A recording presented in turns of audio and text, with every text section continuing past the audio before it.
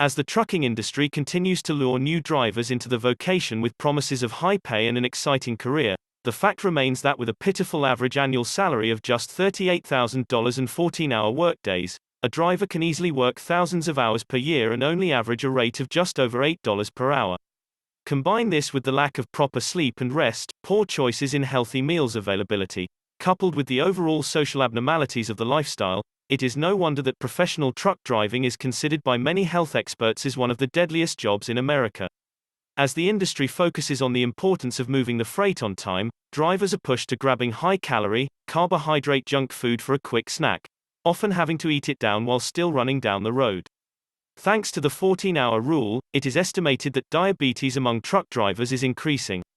When one searches for a guideline to proper blood sugar levels, various charts can be found with very different ranges, leaving many in a state of confusion. Source 1. Fasting equals 70 to 110. 1 hour after meal equals 90 to 150. 2 hours after meal equals 80 to 140. 3 hours after meal equals 60 to 110. This same source also advises the following acceptable ranges. Fasting equals 60 to 120. 1 hour after meal equals 80 to 180. 2 hours after meal equals 70 to 150. 3 hours after meal equals 60 to 130. Source 2. Fasting equals 80 to 140. 1 hour after meal equals 100 to 160. 2 hours after meal equals less than 180. Source 3. Fasting equals 70 to 100. 2 hours after meal equals 70 to 140. This source also provides changes in the blood sugar levels, depending on your age. 2 hours after meal. Less than 140, 50 and younger. Less than 150, 50 to 60. Less than 160, 60 and older. A well-known leading source for diabetes lists the normal fasting range as 70 to 130, but yet, if the reading is higher than 126, then a diagnosis of diabetes is made. After 1 to 2 hours of a meal, they show the range to be less than 180. They continue to state that during a random test, if the reading is 200 or higher, then diabetes is also diagnosed.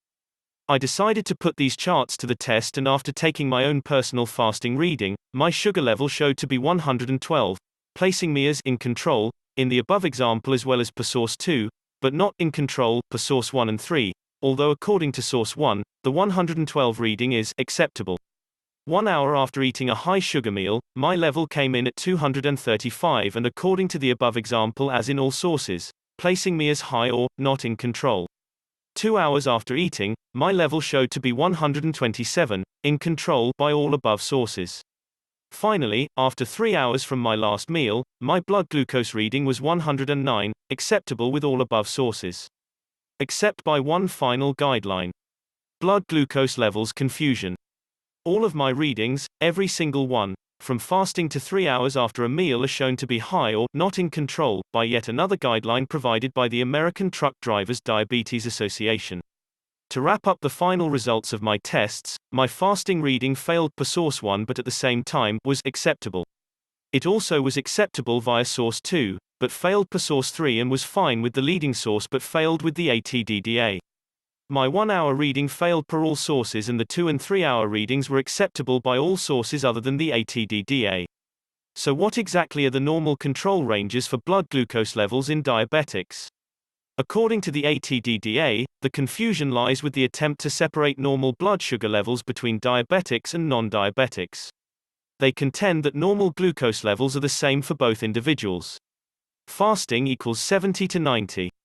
1 hour after meal equals 140 or less. 2 hours after meal equals 120 or less. 3 hours after meal equals under 100. High blood sugar levels lead to the complications in diabetics, not having diabetes itself. These complications include heart and kidney disease, stroke, neuropathy, blindness and amputation. Many of these varied guidelines are not as strict for maintaining lower blood sugar levels, nor do they take into account the abnormal lifestyle of the professional trucker. Following a guideline that is closer to what a diabetic's blood sugar level should be, will greatly reduce the risks for these complications. One should be concerned with staying as close to the normal range as possible, with that range being outlined by the ATDDA. If you enjoyed this video and want to see more, give it a thumbs up, share it with your friends, and do not forget to subscribe as we share more information at Healthy Balanced Club website.